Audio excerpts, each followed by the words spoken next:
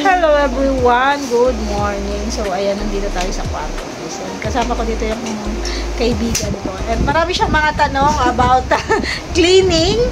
So ayan, siya ngayon yung mag-i-interview sa akin, guys. About sa cleaning, anong naranasan ko. Basta panoorin nyo. Maganda to, guys. Maganda. Kasi marami siyang tanong. So naisip ko, bakit hindi ko i-vlog, diba? Para alam nyo rin kung ano yung mga naranasan ko sa pag-cleaning na yan. At bakit ako na-encourage na magtayo ng sarili kong cleaning services kahit mahirap. Ano? So, ayan. Panoorin nyo, guys, hanggang dulo. So, ano yung... Ay, game na ba? Oh, sige, game. Ito na, guys. Ito na talaga yun. Oh. Hindi nyo siya makikita kasi siya yung mag-i-interview sa akin. Ayaw lang niya magpakita sa camera. Siya po ay camera shy. Ano yung worst experience mo sa paglilinis nung naglinis ka pa sa Makati? Worst experience? Worst. Yung maselan ang client, yung mga tipong lahat ng nalinisan mo is i-check niya. Yung mga gaganunin yung pader, yung mga ganon. Yun. Tapos, ano pa ba? Worst, yun. Worst and pinaka-memorable.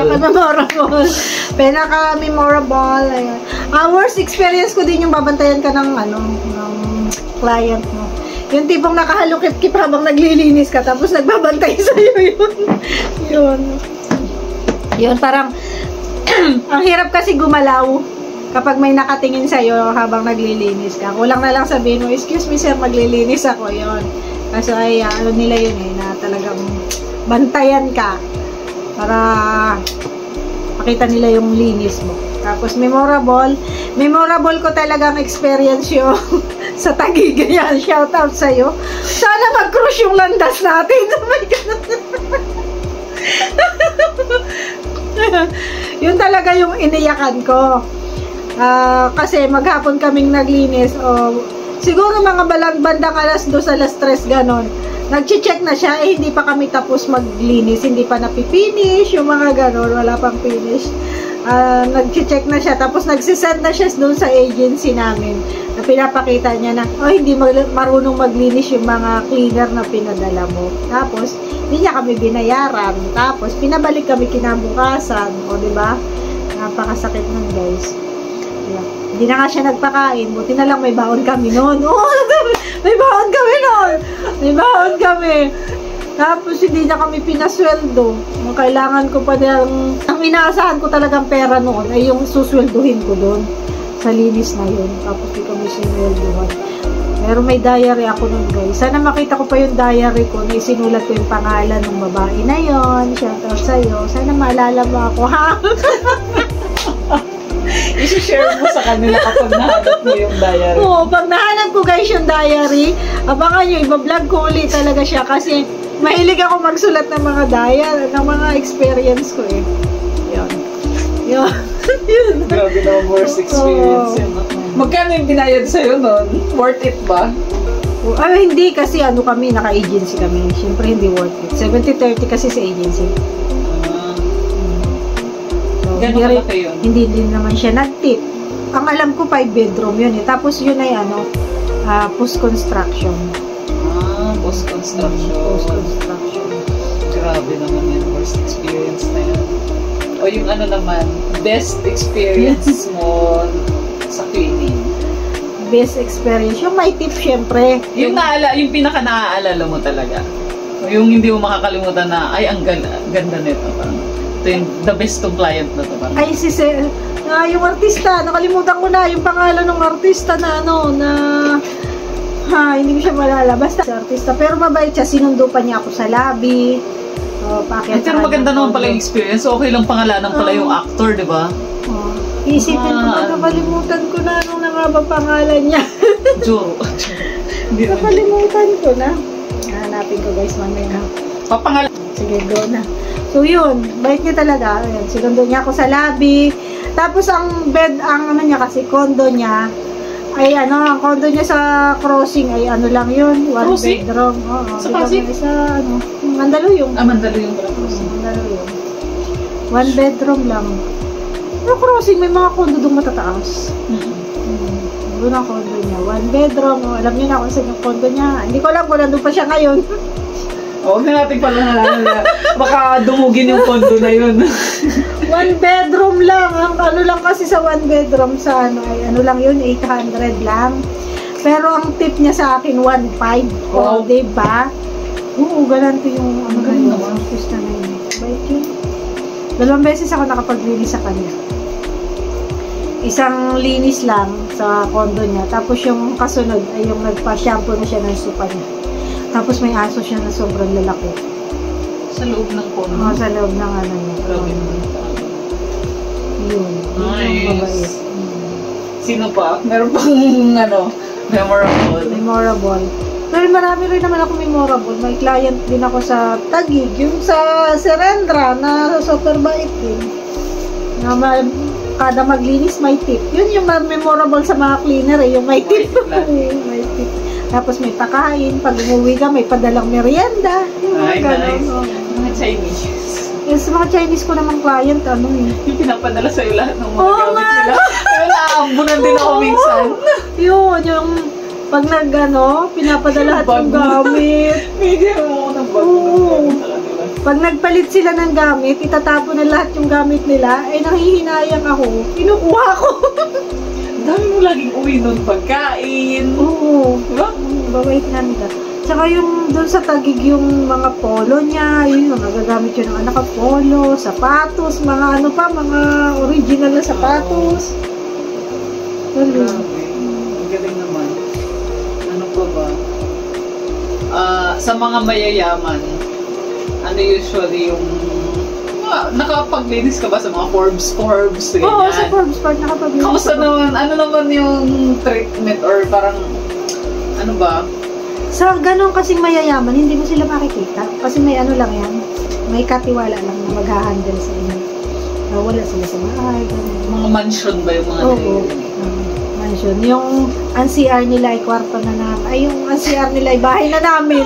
Ay, promise! Oo. CR pa ba to? Sabi namin. Grabe yun. Yung CR nila, nandun yung cabin. Yung, anong tawag doon sa walking closet. Yung, Mga pang-artista, ganun, diba? Tapos may lalagyan ng relo. oo. Nag-uwi ka pa nung dati yung relo, yung lalagyan lang ng relo. Yung parang ano yun, yung mga milyones na relo, Rolex. Nandun pa yun sa akin hanggang ngayon. Yung box lang. Yung box lang. Wala, hindi yung Rolex ha. Disclaimer lang baka ano. Hindi yung relo guys. Yung, ano kasi yun, itatapon yun ni Sir. Eh, gandang-ganda ako dun sa box. Hiningi ko.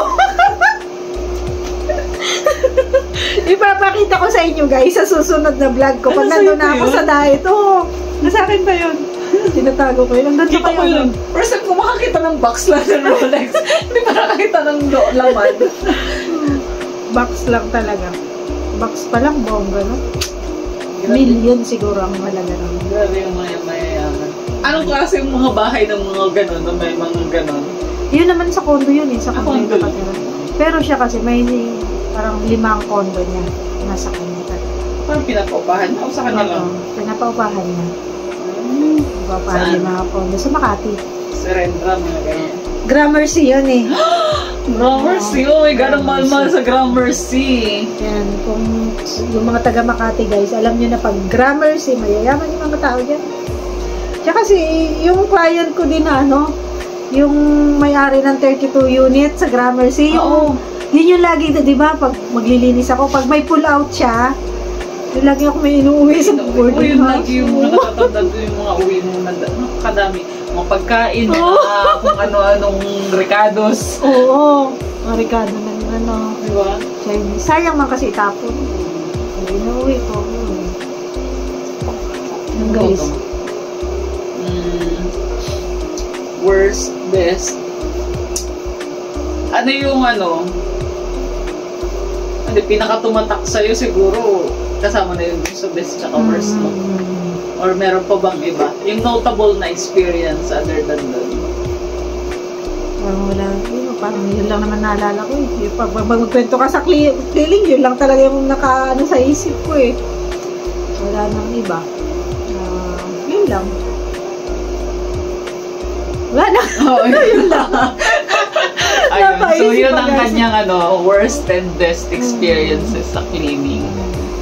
Sa mga, hindi, yung mga Chinese din, di ba? Yung kinikwento mo na. Oo. Yung pogos. Yan, ayun. Oo. Yung mga Chinese, siyempre, alam naman natin dito sa Pilipinas. Galante ba yung mga Chinese? Oo. Awa naman, pag, yung mga client ko naman, mga galante. Yung mga Chinese na nalilinis ako, mga galante yan sila.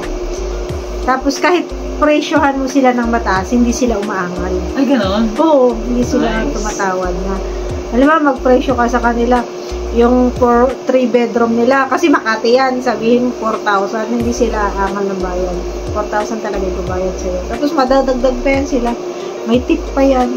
Ganun. Nice. Hindi sila, kagaya naman. Ay, alam mo, meron pa akong isang worst experience pala. Siguro kasalanan ko din naman, kasi ako, Pilipino tayo eh. No, naalala ko na yung si Sir, yung doon sa, sa Makati din, basta yung isang condo doon sa Makati. May nililinisan ako dyan eh. Night Bridge. Ayun, sa Ay, Night oo, yung Bridge. tabi ng Gramercy. Oo, tabi ng Gramercy. Kamusta? Ayun. Na-late ako doon. Eh siya kasi, Amerikano. Eh pag Amerikano, di ba, on time. On time. Ayun. Doon talaga sinabihan sa akin na, Filipino always late. Ganon. Oo. Yun. Yung parang, Nagalit siya? oo, nagalit siya kasi nga, late ako ng 15 minutes. Yun. 15 minutes? Kasama pa yun sa, natin, grace period pa natin yun. Pag 15 minutes late ka pa, hindi ka pa late. Late na yun sa kanila. Kasi sila talaga on time. Bagay, Amerikano. Amerikano. Yun. Napahiya ako, parang ang liit ng tingin nila. Yung parang ang feeling ko ba, masyadong minalit yung Pilipino. Oo. Pero mabait naman yun. Kasalanan ko rin siguro na late nga. So, wala kang tip? Ay, wala, hindi yung nagtitip. Ay, hindi nagtitip ng Amerikano? Oo, hindi yung nagtitip. Sakto lang ang bayad. Pero medyo mataas nga ang singil ko kasi nga nasa Makati siya. Ah. So, ang mga Amerikano ay hindi. Yes, pag ang inyong mga ay Amerikano, client, kailangan on time. So, ano naman yung ma-advise mo sa mga nagsisimula pa lang na cleaners? Tiyaga lang. Tiyaga. At saka syempre, yung mahalin lang yung trabaho. Kasi pag mahal mo yung trabaho mo, parang masaya ka kahit napapagod ka. Ganun. Masaya yung... So, love your work. Oo. Magaan sa pakiramdam na magtrabaho kasi kapag mahal mo yung ginagawa mo. Ganun. Kasi yung iba, di ba, parang, feeling nila, napunta lang sila dito, wala kasing choice, ganyan. Parang, walang masyadong, racket, kaya pinasok nila yung cleaning. Ano yung mapapayo mo sa kanila? Parang, hindi naman to yung ginusto kong parang hindi ko tuloy niya. O parang, paano ko mamahalin yung trabaho na to? Parang gano'n. Paano nga ba nila mamahal? Kung hindi na, hindi. Ang kasi napag-aaralan yan eh. Halimbawa, lagi mo nang ginagawa, parang mamahalin mo na kasi ito na yung reality, ito na yung ito na yung trabaho ko, mahalin ko na lang. Gano'n. Kasi hindi man ako cleaning din dati. Wala na nang pinasok kong trabaho. Pero sa cleaning ako nagtagal. Mahirap. Mahirap ang paglilinis, guys. Hindi naman basta-basta linis. Tsagaan lang din. Tsaga din. So, sa mga, naman, ano masasabi mo dun sa mga... Hindi nyo nakikita yung interview sa akin. Ano yung message mo na lang dun sa mga masusungit nung Ayun, doon sa masusungit na client, guys. Shoutout muna sa inyo, lalo na doon sa nagsungit sa akin talaga. Hindi ko siya nakakalimutan, ha? Yung ginawa niya sa akin. Pero nakalimutan ko yung pangalan niya. Pasalamat siya. Nakalimutan mo na yung pangalan. Hindi naman ako galit sa kanya kasi actually naging inspirasyon ko siya para talagang magsumikap.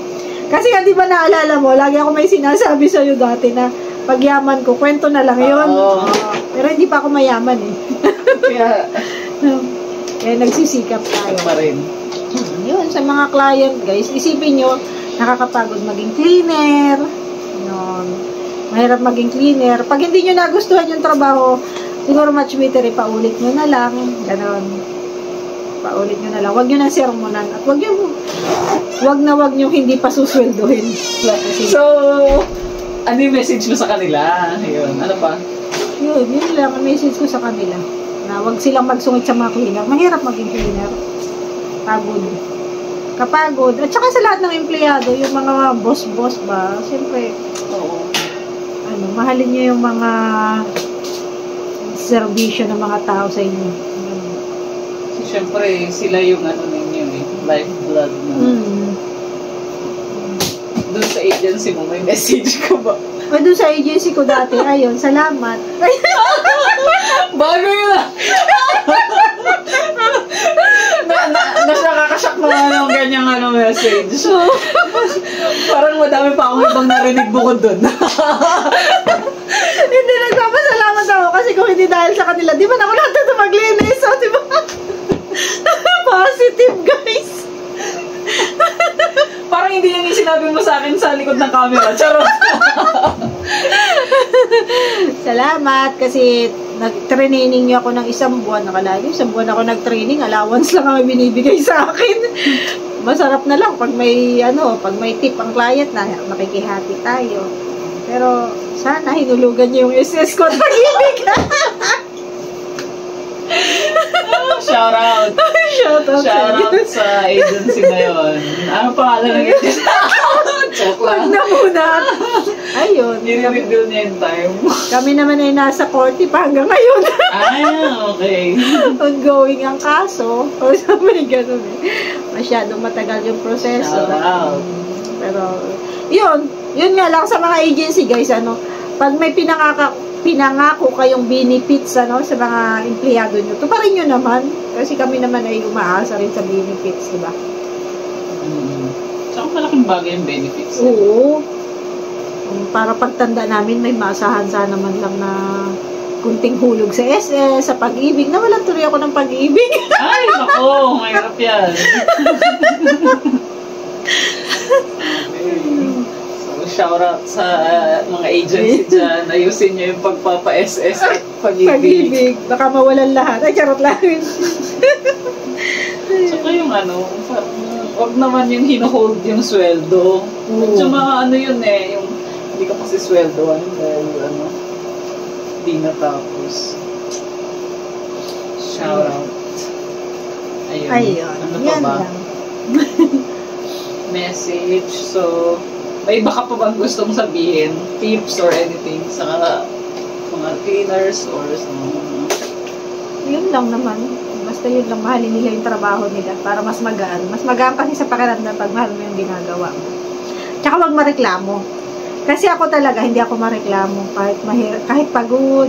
Yung parang gusto ko kasi, ang goal ko kasi matapos ko itong magawa ko ng maayos. Pero, hindi ako yung ay, ang init naman dito, naglilinis. Ay, promise, hindi ako ganun. Hindi ako yung tao. Kasi ang focus ko yung trabaho ko, magawa ko ng maayos.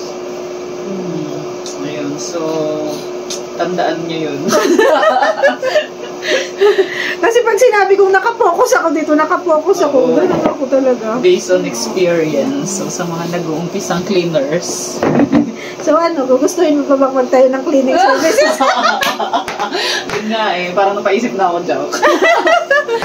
Tingnan natin. Ayun, yun lang naman ang aking mga katanungan.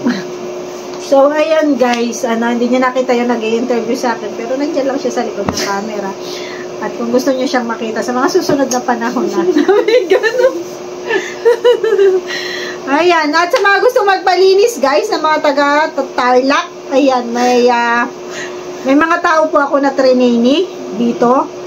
Pang 3 days namin bukas. So, may mga marunong na yan, kasi naturuan naman na natin sila. So, message nyo lang po ako at ipapasa ko kayo dun sa taong magtatayo ng cleaning services dito sa Tarlac. Thank you so much guys. Bye-bye. God bless us all.